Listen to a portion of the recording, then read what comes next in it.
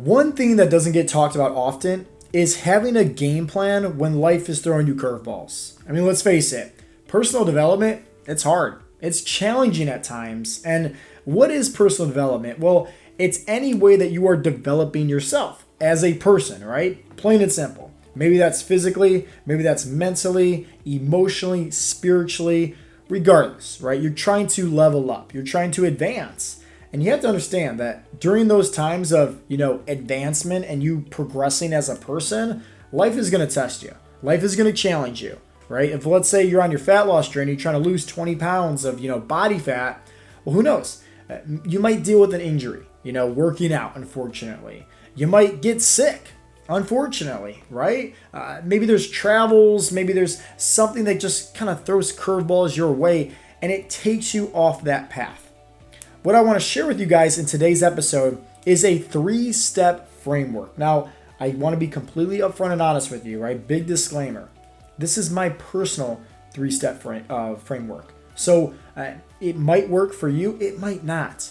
But what I want you to do is just use this 3-step framework and how to implement it into your own lifestyle so that way it does work for you. So that way it is going to be sustainable. And the reason why this is so important is because if let's say you're on this path, right, of you trying to reach your goals. Once again, let's just say lose body fat. So you're going to start eating more protein. You're going to start drinking more water, getting more steps in, getting better night's sleep, start, working out. You have a game plan, right? Everybody has a game plan. But at the end of the day, who has a game plan when life is throwing you curveballs? And that is the meat and the potatoes that we're going to dive into in today's episode using this 3-step framework, right? Is giving you a game plan when life is throwing you curveballs. So remember, this is my personal 3-step framework, what I like to use, okay? And it's the 3 F's: family, fitness, and faith, which is the glue that's going to hold this all together, okay? So pay close attention, and I will say this, man, pause the video, go grab a pen, go grab a piece of paper, and I want you to just focus on creating a 3-step framework as we progress through the remainder of this video, because having a game plan when life is throwing you curveballs is going to be so vital with helping you stay on track for success. That way it doesn't matter. Hey, you have a game plan for the good times, you have a game plan for the hard times as well. So let's dive in. For starters, number 1, right? Family. And I don't mean just blood related, okay? Now, obviously, hey, I love my family to death, right? My close relatives and whatnot. But at the same time, I consider, my fellow work colleagues, family. I consider my friends, family. I consider people that I, go to church with, family. And the reason why this is so important and why family is first over fitness and faith is because at the end of the day, having family is a whole different game changer when it comes to different perspectives, okay? So let's say life is throwing you challenges, right? And let's say you're on your health and fitness journey and you're doing all the right things, right? I mentioned about eating more protein, getting more steps in, but maybe it's been 2-3 weeks and you're not seeing the number on the scale go down. You're getting a little bit discouraged, right? Frustrated, disappointed, and you feel like you're about to throw in the towel and just give up, right? And dive in headfirst into a dozen donuts, right? I've been there plenty of times. But let's just say you go to work one day and let's just say you're venting, right? You're talking with your fellow colleague who you trust. Maybe it's like kind of like family almost, right? Like you see them every day, 8, 9, 10 hours, Monday through Friday. You built up relationships. They know about your family life. You know about theirs, right? Family. Well, who's to say that you're on your health and fitness journey and at this time you're not seeing any progress, you're upset, you go to work, you talk to your fellow colleague, and all of a sudden they have to tell you this. And let's just say like they're talking to me, for example. So let's say Steve, the accountant right next to me, he's like, hey, Joe, I get it. It's been a few weeks, but at the end of the day, like you're only looking at the number on the scale in terms of progression. I personally noticed, Joe, that, hey, man, you have way more energy. You're way more positive. You also look better in your clothes compared to how you used to. And then also, maybe Steve educates me because I just don't know, right? I'm just frustrated because all I'm looking at is one form of metric, which is the number on the scale, which is, by the way, if you are on your fat loss journey, that is the worst metric to look at in terms of progression, all right? FYI. But maybe Steve happens to educate me and just say, hey, listen, Joe, body fat, right? When you're eating more protein, when you're, let's say, lifting more weights, right? You're going to be losing body fat, but you're also going to be putting on some lean muscle. And muscle weighs more than fat. So maybe it's just like you're looking at the number on the scale, but you don't realize here that you're actually putting on muscle. You're actually progressing here. You just might think that you're not because the scale's not going down. Voila. Just simply because I was able to vent, I was able to share with, Steve, my fellow colleague, that, hey, I'm upset here. Guess what? It's a whole different perspective that he was able to share with me. And that's the reason why having family, this could be community, this could be support, this could be people at church, neighbors, colleagues at work, whatever the case may be, it's so important to get other people's opinions. Rather than you playing mind games with yourself and second guessing everything and questioning everything and wondering like, oh man, it's not working for me, so I'm just going to quit. It's so much easier to just get things from a different perspective. At the same time, right, when life is throwing you challenges, I know for starters, for me, it makes it so much easier to kind of deal with life battles, when I have other people that's supporting me and fighting those battles with me, and maybe they're not actually fighting those battles, but maybe they're giving me the words of encouragement, the words of support, and are able to, fill up my cup when maybe I'm running empty. So that way I can continue to be more of an asset rather than a liability. So remember, this is my 3-step framework when it comes to when life is throwing me curveballs, when life is throwing me challenges. I use these 3 steps. And the first one I just mentioned is family. Let's go into the second one, which is fitness. And I don't mean just physical fitness. I also want to talk about mental and emotional fitness as well, because that's so essential on this journey. So let's just say that, I happen to see something on the news, right? Triggers me, makes me feel upset, makes me feel angry.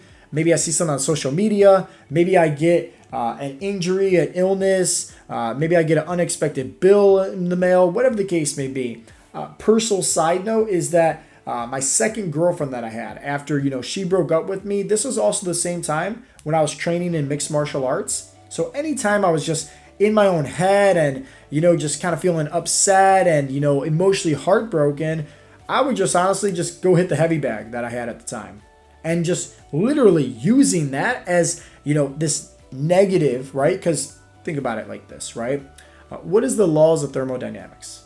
Energy cannot be created nor destroyed. So when I'm dealing with this negative energy of me getting in my own head, right, and getting all emotional because I'm all heartbroken, it's like, how do I take that negative energy and transfer it into a positive outlet? Well, hey, I'm just going to go hit the heavy bag. And that really worked for me when it came to helping me, get over that heartbreak. So when it comes to you, right, whatever these triggers are, once again, it could be an unexpected bill, could be just stress, anxiety, anything like that. That's a negative energy. I highly recommend that you use fitness to transfer that negative energy into a positive outlet. And you can do that however you want that works best for you and obviously your lifestyle. Maybe that's just going for a walk in the park, because now it's like, hey, walking physically is awesome, but at the same time, mentally and emotionally, it's even better. It's therapeutic. You can think things clearer, right? And you can, once again, transfer that negative energy into a positive outlet. Maybe it's also, maybe it's not even doing anything with hitting the heavy bag or working out or getting more steps in. Maybe it's a form of meditation or, gratitude. These are, once again, things that it's going to be helping you out in terms of fitness. And fitness is not just physical. Remember, it's also mental and emotional as well. So you're having that negative energy, maybe it's just like you see something on social media, you see something on the news, it has you triggered, where you have this negative emotion about it. How can we transfer that into a positive outlet? And maybe that's just collecting your thoughts. Maybe that's asking yourself a series of questions like, why am I feeling this way? Do I have control over this situation or not? And then you get to the root of it and you realize like, I'm worried about nothing over here, So remember, energy cannot be created nor destroyed. So all you're doing is using that negative energy into a positive outlet. Let's go into, the third key here for all this, for this 3-step framework, okay? And that's faith. And in my opinion, this is the glue for me that holds it all together, okay? I'm a big, firm believer in prayer, okay? I'm not going to tell you guys what to do, how to do it.